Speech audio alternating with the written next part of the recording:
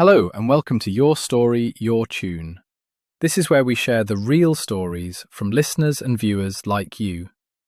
Stories about the moments that changed everything, the people who shaped us, and the songs that captured it all. Tonight we have a story about childhood, about friendship, and about the way some bonds never really break, no matter how many years pass or how far we drift apart. It's a gentle story, one that reminds us that home isn't always a place. Sometimes it's a person. Tonight's story comes from Emma in York, who wrote to us about a friendship that shaped her whole sense of belonging, and the letter that brought it all flooding back. This is Emma's story. Emma Hartley has lived in York her entire life. At 38, she teaches Year 3 at the same primary school she once attended as a girl, walking the same corridors, looking out at the same view of the Minster rising above the rooftops. She loves her job, loves the children's laughter, their endless questions, the way they still believe in magic. But there are days when she catches herself staring out of the classroom window, thinking about 1998. Thinking about the summer when she was 10 years old. That was the summer of Liam Thornton. They'd been inseparable since reception, but that summer was different. School was out, the days stretched endlessly, and they spent every waking hour in the fields and woodland on the edge of the city. They built dens from fallen branches and old tarpaulin, imagined themselves as explorers, as detectives, as anyone but two ordinary kids from York.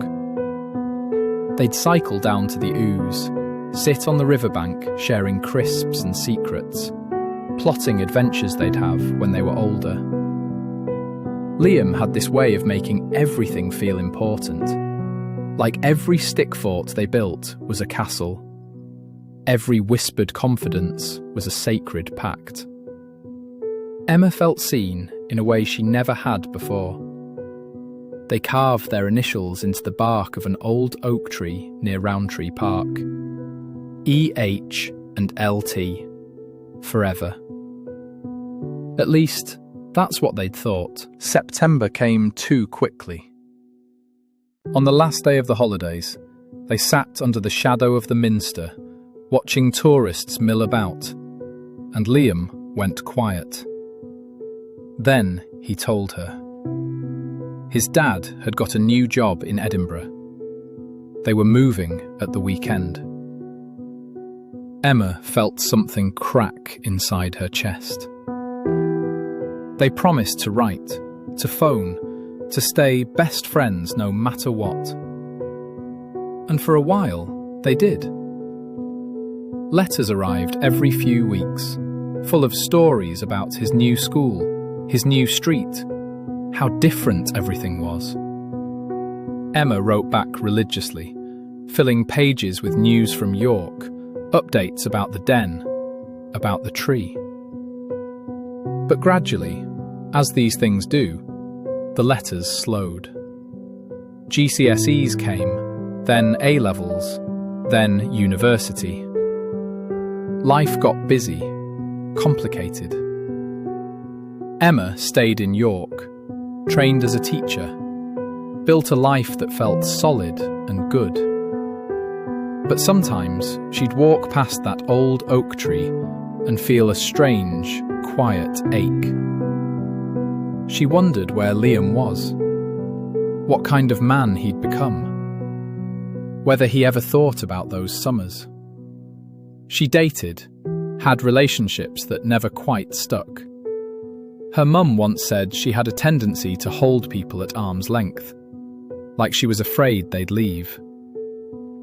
Emma laughed it off, but deep down, she knew it was true. Liam's leaving had taught her that nothing lasts, so she stopped expecting it to. Then, 3 months ago, a letter arrived. pale blue envelope, unfamiliar handwriting, Edinburgh postmark. Inside, 2 pages in Liam's unmistakable scrawl. He'd been thinking about her, he wrote. About York. About that summer. He'd found an old photograph of the two of them, grinning gap-toothed grins, covered in mud, and it had knocked him sideways. He'd gone through a divorce, moved back to northern England, to Harrogate, just 20 miles away, and realised how much he missed the simplicity of those childhood days, the honesty of that friendship. He asked if she'd like to meet. Emma read the letter 3 times, hands shaking. Part of her wanted to ignore it, to protect herself from disappointment. But a bigger part, the part that was still 10 years old, still hopeful, said yes. They met at a cafe in York, near the station. She spotted him through the window, older but unmistakably Liam. And when he smiled, it was like no time had passed at all. They talked for hours, about everything, about nothing. He told her about his marriage, his mistakes, his 2 little girls who lived in Edinburgh. She told him about teaching, about staying in York, about never quite feeling like she'd found her place. And then he said something that made her heart stop. "You were my best friend, Em. You still are, really. I've missed you." They've met up twice since. It's not the same as it was. They're not children anymore. But it's something good, something real. And Emma's learning, slowly, that sometimes people do come back. Sometimes the people who shape us never really leave. They're there in the way we see the world, in the places we call home, in the quiet belief that we're worth staying for. Emma's learning to trust that again. And the song that means everything to Emma? It's 2 of Us by the Beatles. A song about journeys, about memories, about finding your way back to the people who matter. Due to copyright, we can't include it in this video, but I will leave a card and a link in the description for you to enjoy Emma's song. If you have a story you'd like to share, we'd love to hear it. Until next time, this has been Your Story, Your Tune.